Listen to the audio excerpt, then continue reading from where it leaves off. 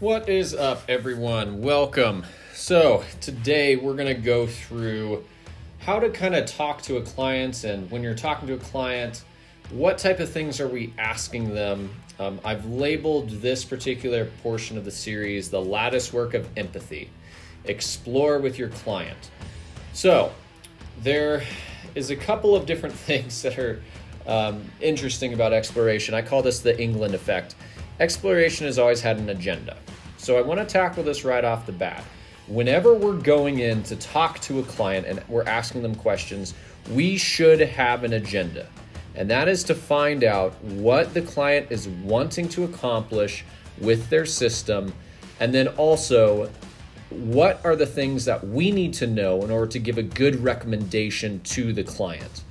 England always was one of those colonialists that kept exploring the world, and their whole goal for that was to colonize different places and to increase trade.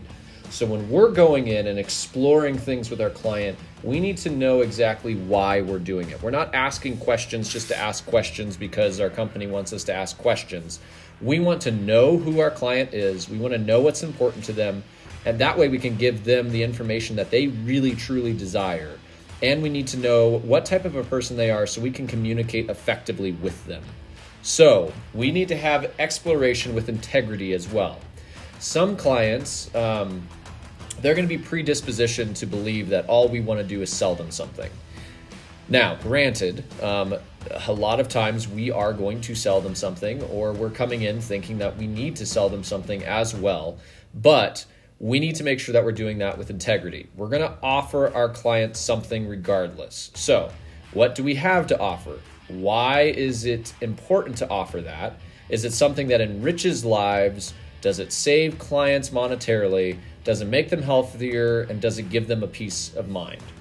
If the things that we are going into this call with match some of these, then chances are that we're doing something good for the clients. If we're helping somebody becoming healthier, if we are going to save them money, if we're going to make them, less nervous about staying in their home because they don't know what this giant piece of equipment that makes a whole bunch of noise and has flame in it is doing, then we have to really look deep and make sure that we're offering something and asking questions with integrity. So, exploration equals learning. So, everyone is equal, but everybody's a little bit different. Everybody's core values are a little bit different. That's why, when you go to different companies, you can have a really good experience with one company and a terrible with the other. Bear with me one second. Sorry, my throat is getting a little ugh. So, people make different decisions as well. And how they decide how they're going to make a decision changes too. Our motives are what is important. If we offer things purely because we can, and there's no additional value to the client, then don't offer it. If you don't believe that it's giving them any sort of additional value, I would say you need to have a real talk with your management team if they're pushing you to offer something that has no value. Here in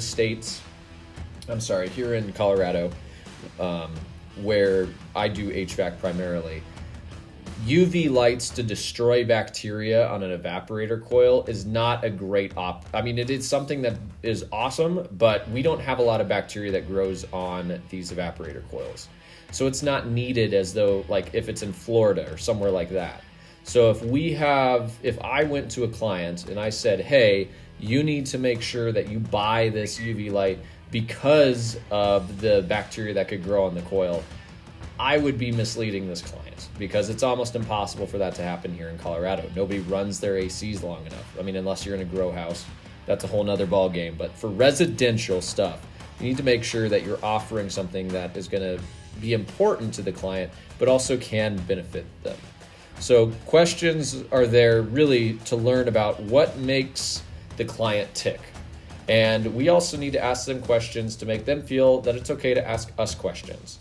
And that way we can get to know them so that we understand how they make decisions so we can present the solutions on their terms with empathy.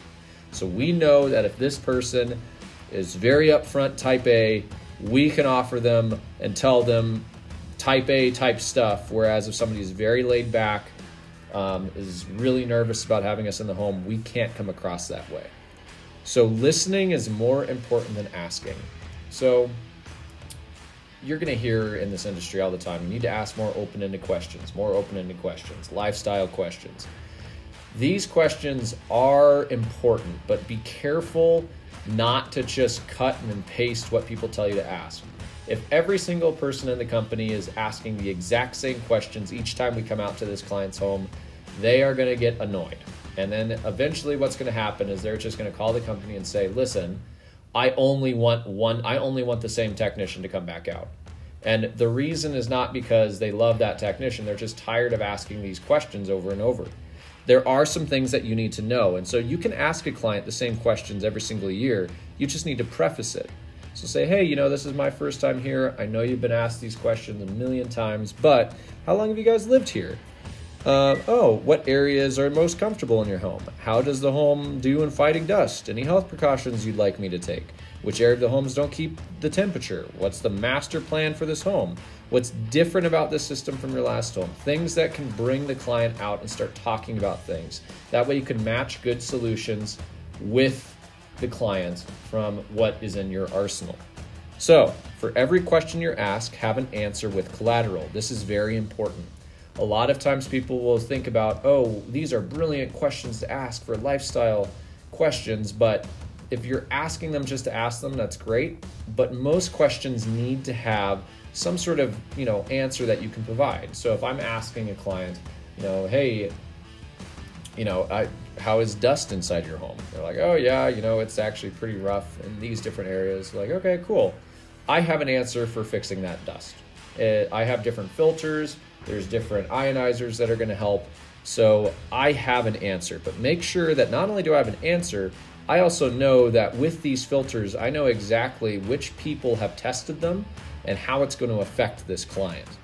So questions create conversation. Clients will either give short answers or offer way more information than you were wanting, and some say nothing, or it just kind of depends on the client. But both of the way people are answering is telling a story. In these short answers, what do these answers tell you about this person? Is it that they really don't want to engage with you? Was it your question didn't make sense? What is going on with this client if they're just having very yes or no or very short, answers? And then long ones, what are these telling you?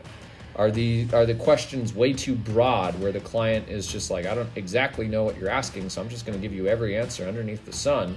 Or is this person just loving just talking to you? So balance an agenda with information acquisition. So we want to have a lot of information that we're trying to get, but we need to make sure that we don't, just stay there for 2 hours talking to this client and not do our job. So don't ask questions just for question's sake. Questions are pretty dumb. Think before you speak. If you don't have anything good to say, don't say anything at all. And if you can't listen, then you really shouldn't be asking questions. Listening really is the foundation of empathy, and empathy is the foundation of customer service. I'm going to say that one again. Listening is the foundation of empathy. Empathy is the foundation of customer service. So don't ask questions. Listen, observe, and inquire. That way we can make sure that we're actually doing what the client wants us to do. So hurry up and wait. Clients will give you information that makes you want to jump and give them the solution for what they're telling you immediately. If you get to a home and somebody says, yeah, my daughter has some very severe, allergies, and we just spend so much time in the hospital, and we just don't know what to do. We replace these 1-inch filters, as often as possible, but nobody can help us out. We really have been trying to figure out a good filtration system. Then, what do you recommend? That is one of those things where you're just like, awesome, I'm just going to talk to you about an air cleaner. But really hold back. Don't just offer something right up the bat. Don't just give them the solution immediately. You're not done listening at this point, because there's a lot of other information that we need to know before we actually offer this filter. We need to understand, what temperature they're keeping their home at. Is the allergies more in the winter or is it in the summer? Do they run the fan all the time? Is there different rooms inside the home that, are uncomfortable? What type of pets are in the home? How often are they here? Is it something where they spend most of their time outside the home and then they come back? There's a lot of things that we need to know. And so when we start realizing that we don't know everything quite yet, even though we think that we have a good solution, this is where the exploration begins. We now have an agenda. We now know where we are going to go with this exploration step. But don't just jump to there. Ask more questions so that when we come back with a solution, we can logically lead them through what we found, so that the air cleaner may be the best option. But honestly, the American Lung Association has found that really the wrong humidity can cause a lot of these same issues. So if we're dealing with seasonal issues or whatnot, we need to know more. So how long? These are some questions that you can kind of use. When did you start realizing that this was important? How long have you been doing that? How does that seem to improve things? Just try to figure out what's best for this client. Before they ask me about a solution, you need to really affirm that you heard them and that you have solutions. Free yourself from the free S's or F's. Which is feel, felt, and found. This is a really good way if somebody is trying to get an answer out of you immediately to kind of reassure them that you are going to answer, but also let them know that you're listening. So, that's an amazing question. We've seen some real awesome solutions tailored for that issue, and we feel that we have some real good options for you. A lot of my clients have felt that same way that you do, and we've given them some really good solutions. But what we found is that through a little bit more of an evaluation, it really ensures the accuracy in our recommendations. I'd hate to hype something up that works for some people, but not on all systems. Can we revisit this once I have a little bit more data and a little bit more information? Clients are going to love you for telling them, you know what? There's a lot of options, but I want to tailor make this for you. I'm not here just to sell you the newest thing. I want to make sure that this actually works. So in this, the lattice work of decision making, we really need to make sure that we are doing our due diligence. If we give an answer with building a foundation, we risk allowing the clients to not understand the full value of the solution. Many people don't research things. More people rely on what their friends tell them than, we've experienced certain things, so this is what should work. The only way to combat the misinformation is by reframing the solution with a large picture mindset and then walk them through their own process. People offer their wisdom to one another based on their experiences. By answering immediately, you are actually answering the person that gave them that information, not actually your client. So, if somebody says, hey, my neighbor, they got one of these really cool filters. How much does that, how much does that cost? I know that it worked really good for them. If you just say, oh yeah, well, it's $800 and we can install it today, they're going to be like, okay, well, yeah, I don't really care about it. You need to understand more about why they're asking it and if it actually would affect their system. You would have a lot more value, be like, hey, I know after going through this entire system, I know that your client says that they love this filter, but honestly, you have one of the cleanest systems that I've ever seen in my life. And you have no pets. Everything in here is immaculate. I think that your money, we can definitely do the filter, but I think, you might consider doing something else, maybe like surge protection or a humidifier to protect the wood or whatever else may be on, that you found out in the exploration step. That way, they know that you've listened, but you are definitely not going to sell them something that they don't need. So conversation is power. We need to really kind of find the sweet spot in technology, psychology, and economics for these clients. So what do I mean by that? Technology is always changing. There's always something new on the market. So we need to be up on that. We also need to know the psychology of, decision making. Why are the clients asking us this? Where is their headspace? Do they think that we're trying to scam them? And then economics, what is going on in the market right now? Are people spending money? Are they not? What is happening? And so speak to our clients directly, probe into their agendas for what they are wanting to have happen inside their home. Understand that information is passed from person to person. Don't take reactions to you as answers. Give empathy in their decisions and be honorable in your questions and intentions.